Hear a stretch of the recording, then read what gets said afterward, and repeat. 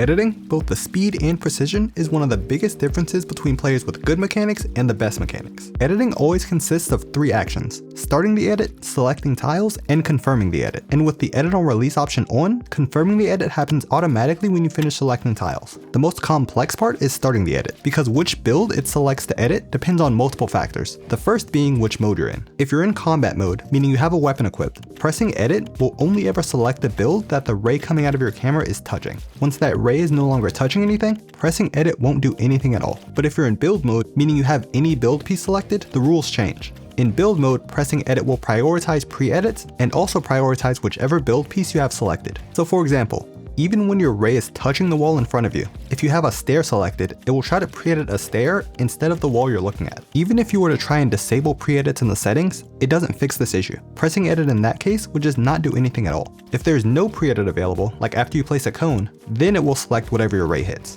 And finally, if your ray isn't touching anything at all, it will try to edit whatever build your ray is closest to. In practice, this means when starting an edit, you will usually want to have selected the building type you want to edit. If you want to edit a cone, have cones out. If you want to edit a wall, have walls out. Not only does this make sure it doesn't start trying to pre-edit a different type of build, but having out the correct building type will also increase your editing range. There will be some exceptions to this rule, but in general, this is how you should do it.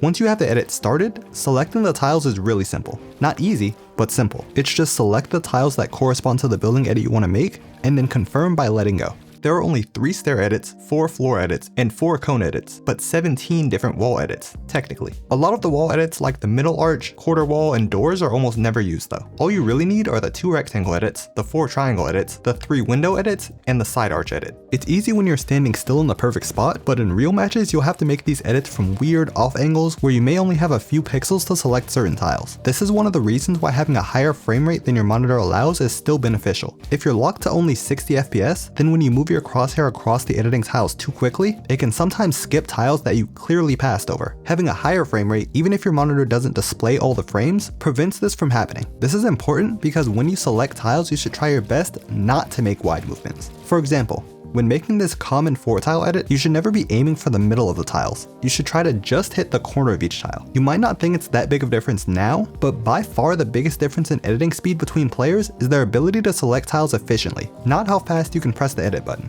The less you have to move your crosshair to select tiles, the faster you can select them, and the better you get, the more of a difference it makes. So I really want to emphasize that you want to learn to select the tiles correctly now, as it will only get harder the longer you wait. Instead of this, do this. Instead of this, do this.